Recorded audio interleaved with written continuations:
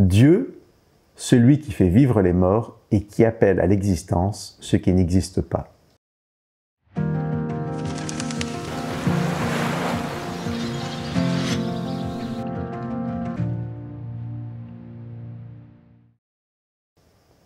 La Bible présente Dieu comme créateur. C'est ainsi que nous le découvrirons si nous lisons le tout début de la Genèse, le premier livre de la Bible. Dès le verset 3 du premier chapitre de la Genèse, il est écrit « Dieu dit que la lumière soit et la lumière fut ». La voix de Dieu, sa parole a le pouvoir de créer. Le verset 9 du psaume 33 est souvent cité lorsque l'on veut résumer ce pouvoir créateur. Dieu dit et la chose arrive, il ordonne et elle est là. Ce mystère et cette réalité nous sont donc rappelés au chapitre 4 de la lettre aux Romains.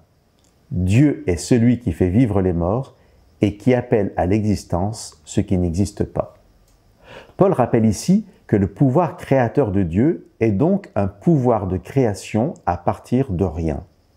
Dieu appelle à l'existence ce qui n'existe pas. Mais aussi un pouvoir de recréation.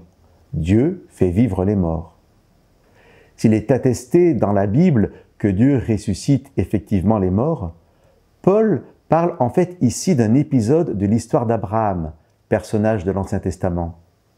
Dieu promet un enfant à Abraham et Sarah, son épouse. Le problème est qu'Abraham et Sarah sont très âgés et dans l'incapacité physiologique d'avoir des enfants.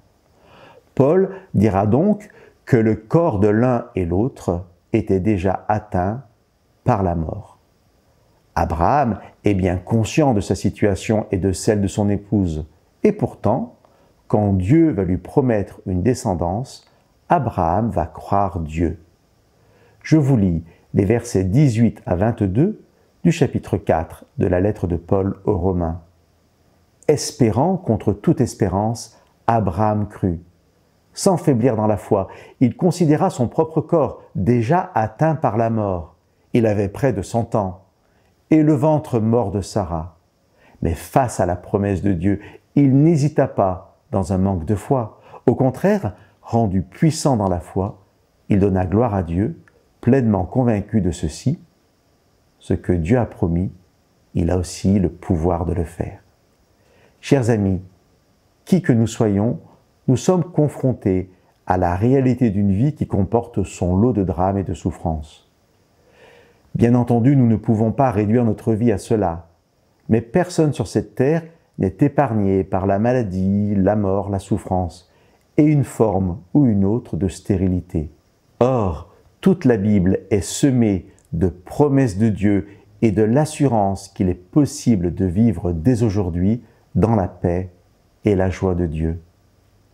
Ce que la lettre de Paul aux Romains soulignera principalement est la promesse d'un salut gratuit par Jésus-Christ, d'un salut manifestation de la grâce de Dieu et source de paix et de joie. Chers amis, je vous laisse avec le verset 23 du chapitre 6 de cette lettre de Paul aux Romains. Le don de la grâce, le don de Dieu, c'est la vie éternelle en Jésus-Christ notre Seigneur. Que Dieu vous bénisse.